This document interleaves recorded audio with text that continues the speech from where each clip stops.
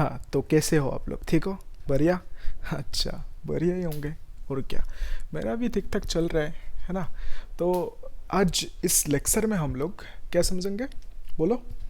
Coefficient of viscosity का dimensional formula and SI unit. ठीक है, तो ये इंपॉर्टेंट है, मतलब बोर्ड एग्जाम के लिए भी इंपॉर्टेंट है, और जो JEE नीट वगैरह एग्जाम दोगे ना, वहाँ पे जो क्वेश्चंस पूछे जाते हैं वहाँ पे भी थोड़ा सा इंपॉर्टेंट है इसका। ठीक है, तो इसको समझने के लिए हम लोग मतलब डिमेंशनल फार्मूला और एसआई यूनिट को निकालने के लिए सिर्फ ये जो फिस्कस फोर्स का फार्मूला है इससे आराम से निकल सकते हैं। लेकिन ये फार्मूला आया कहाँ से, इसका एक डिराइवेशन भी है। ठीक है, तो इसकी जो डिराइवेशन है इसको मैंने करके रखा है, आप लोगों को मैं लिंक दे दूंगा डिस्क्रिप्शन बॉक्स में, वहाँ पे जाके देख लेना। ठीक है, देखोगे ना? हाँ? बोलो। नहीं देखोगे, मुझे पता है आप लोग आलसी लोग हो ज़्यादा। तो मैं एक काम करता हूँ, यहाँ पे थोड़ा सा समझा देता हूँ। ठीक है, तब मतलब फील कर पाओगे आप चीज़ों को। एग्जैक्टली क्या होता है कि ये फार्मूला अगर मैं इस फार्मूला की मदद से डायरेक्टली डिराइव करने लगा तो आप फील नहीं कर पाओगे चीज़ों को, है ना? तो मैं यहाँ पे अगर थोड़ा सा समझा दूँ तो अच्छे से रिलेट कर पाओगे चीज़ों को, किस तरह से ये फार्मूला है। एकदम ईजी है, लेकिन आप लोग जाके वहाँ पे देखना, वीडियो बहुत अच्छे से समझाए वहाँ पे चीज़ों को, एकदम बेसिक से, और जो रिक्वायर्ड चीज़ें हैं वो सब वहाँ पे समझाया। ठीक है, तो देखो एक्चुअल में क्या है, जो कॉन्सेप्ट है, एक पाइप है सपोज, इस पाइप में से इस तरह से कुछ लिक्विड फ्लो हो रहा है। ठीक है, तो लिक्विड ऐसे फ्लो हो रहा है, तो हमने क्या इमेजिन किया था कि ये जो लिक्विड था, ऑब्वियसली ये जो लिक्विड है ऊपर की लिक्विड, ये लिक्विड एकदम जोर से ज़्यादा स्पीड से मूव कर रहे हैं और ये कम स्पीड से। ठीक है, तो हमने इमेजिन किया था कि ये जो लिक्विड है यहाँ पे, इसके अंदर पाइप के अंदर लिक्विड है, इसको हमने कुछ प्लेट्स की तरह इमेजिन किया था, मतलब सीट ऑफ लिक्विड बोल सकते हो। तो हमने ऐसे इमेजिन किया था कि यहाँ पे लिक्विड है, मतलब लिक्विड की कुछ लेयर्स है।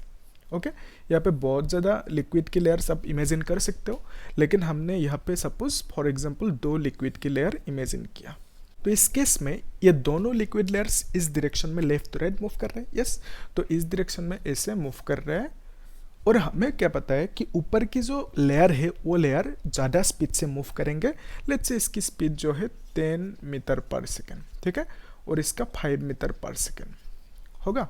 तो अभी देखो, ये जो सरफेस है ये तो फिक्स सरफेस है, ये पाइप है। ठीक है, तो इन दोनों के बीच में एक रिलेटिव वेलोसिटी है, क्योंकि दोनों मूव कर रहे हैं। ठीक है, तो रिलेटिव वेलोसिटी कितना है? 10 - 5, दैट इज 5 मीटर पर सेकेंड।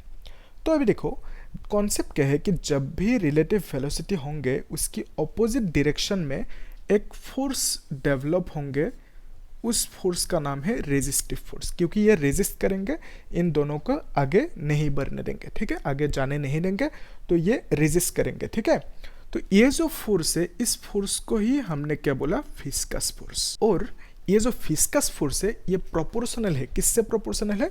तो अभी अगर कोई पूछे कि फिस्कस फोर्स क्या, आप क्या बोलोगे? It is nothing but the resistive force. ठीक है, जो लगेंगे किसके बीच में? 2 लिक्विड के लेयर्स के बीच में। ठीक है, तो ये जो फिस्कस फोर्स है, ये फिस्कस फोर्स प्रोपोर्शनल है किससे? एरिया से, area of this surface. Okay, तो इन लेयर्स की एरिया की जो वैल्यू है, यानी जो एरिया है, एरिया से प्रोपोर्शनल है। ठीक है, यहाँ तक समझ में आया। तो और एक चीज़ था कि ये जो फोर्स है ये अगेन प्रोपोर्शनल टू किससे है? dV/dx। तो x क्या था? तो यहाँ से यहाँ तक की सपोज डिस्टेंस हमने इमेजिन किया x, यहाँ से यहाँ तक की डिस्टेंस कितना होंगे? x + dx बोल सकते हैं। ठीक है, तो x + dx बोल सकते, थोड़ा सा मतलब ऊपर है।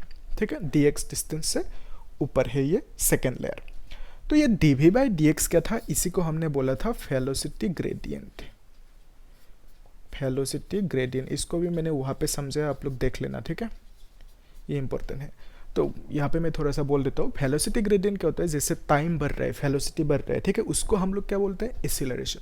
अगर डिस्टेंस बढ़ रहा है और वेलोसिटी बढ़ रहा है तो उसको हम क्या बोलेंगे? Velocity gradient. ठीक है, तो यहाँ पे जो x बढ़ रहा है, x बढ़ते ही इसका जो वेलोसिटी है वो भी इंक्रीज होंगे, मतलब इसका वेलोसिटी 5 है, इसका वेलोसिटी 10 है। अगर ऊपर और क्लियर इमेजिन करोगे उस केस में x ज़्यादा हुआ। ठीक है, तो x अगर बढ़ेंगे तो उसका वेलोसिटी भी ज़्यादा होंगे। तो वेलोसिटी ग्रेडियंट से इसका ये प्रोपोर्शनल है फोर्स, फिस्कस फोर्स। ठीक है, तो यहाँ तक हमें अच्छे से समझ में आया। तो अभी क्या करोगे, ये जो फोर्स है इसको ऐसे मॉडिफाई करके लिखो ना, a dV/dx। ठीक है, तो अभी क्या करोगे, प्रोपोर्शनलिटी को हटाने के लिए एक कांस्टेंट लगाओगे। ठीक है। उस कांस्टेंट को कैसे लिखोगे, F इज इक्वल टू ईटा, ठीक है, यहाँ पे लिखोगे A dv बाई dx होगा। तो ये जो हमने फॉर्मूला पाया यहाँ पे, इस फॉर्मूला की मदद से हम लोग ईटा को लिख सकते हैं। ईटा क्या है, eta is the coefficient of viscosity, ठीक है। और इसी का हमें क्या चाहिए, डिमेंशनल फॉर्मूला, ठीक है। कर पाओगे, यस। तो हम क्या करेंगे, अभी ईटा को एक साइड में लेंगे और उसके बाद एफ को इधर उधर करेंगे, मतलब क्रॉस मल्टीप्लिकेशन, ठीक है, जो बेसिक चीज़ें आपको पता है होगा। तो इसको मैं मीटा देता हूँ, आप लोग स्क्रीनशॉट ले लेना।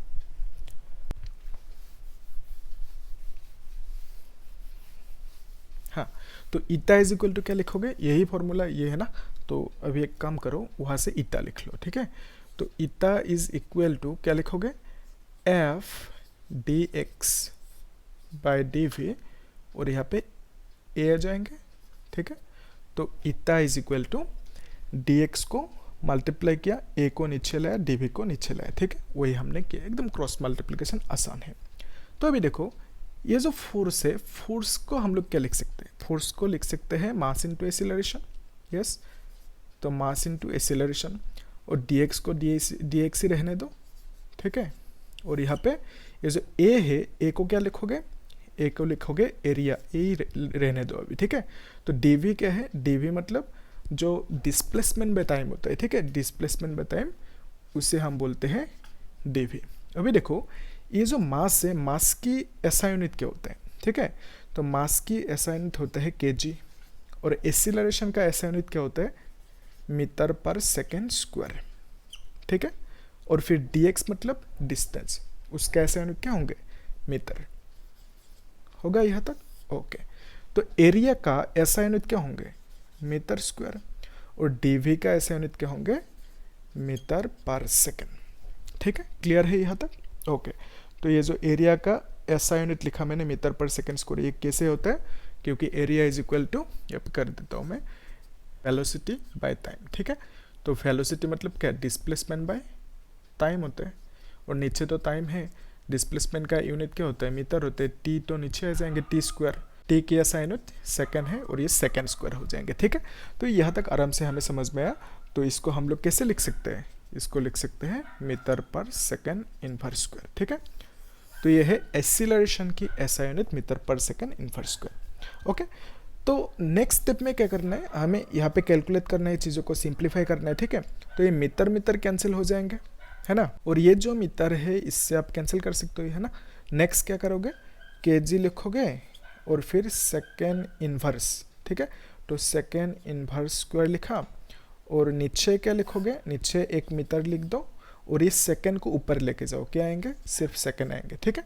यहाँ तक क्लियर है, ओके।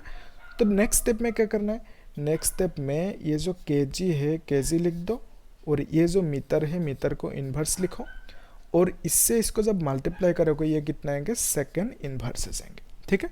तो एसआई यूनिट, ये क्या है, एसआई यूनिट है। तो SI unit of eta is how much, kg metre inverse second inverse. और इसके बाद हम लोग क्या देख सकते हैं, इसका सीजीएस यूनिट भी देख सकते हैं, ठीक है। तो पहले काम कर लो, इसका एक स्क्रीनशॉट ले लो ना आप लोग, उसके बाद हम लोग CGS unit and dimensional formula भी दोनों को देखेंगे अच्छे से, ठीक है। हाँ, ले लिया स्क्रीनशॉट, यस, आया समझ में यहाँ तक, ओके। तो अभी हम लोग इसका डिमेंशनल फॉर्मूला को लिखते हैं। क्या क्या कैसे लिखेंगे इसको, कि ये जो kg है, ठीक है, तो इस kg का मीनिंग क्या है, kg का मतलब तो मास होता है, ठीक है। तो मास का डिमेंशनल फॉर्मूला क्या होता है, कैपिटल M, ठीक है। तो यहाँ पे आराम से लिख दो, ये होंगे कैपिटल M, ठीक है। और ये M क्या है, M मतलब मीटर, तो मीटर मतलब लेंथ, तो लेंथ की डिमेंशनल फॉर्मूला क्या होंगे, ये होंगे कैपिटल L। तो यहाँ पे ऐसे लिख दो कैपिटल L आराम से, ठीक है। और यहाँ पे तो -1 है, तो -1 मतलब इस -1 को यहाँ पे भी लिखना होगा, और S मतलब क्या, सेकेंड, तो सेकेंड मतलब क्या होता है, टाइम। तो टाइम की डिमेंशनल फॉर्मूला क्या होंगे, यस। तो इसको हम लिखेंगे कैपिटल T, और हम यहाँ पे लिखेंगे -1। तो ये हो गया डिमेंशनल फॉर्मूला ऑफ ईटा। ईटा मतलब कोफिशिएंट ऑफ विस्कोसिटी, ठीक है। तो ये जो कोफिशिएंट ऑफ विस्कोसिटी है, इसका हम लोग अभी सीजीएस यूनिट निकालेंगे, और इसका मीनिंग एक्चुअल में क्या है कि कोई भी लिक्विड कितना विस्कस है, इसका वैल्यू डिपेंड करेंगे, मतलब कोफिशिएंट ऑफ विस्कोसिटी का वैल्यू जो है अगर वो ज़्यादा है तो इसका मतलब वो लिक्विड उतना फिस्कस है, ठीक है।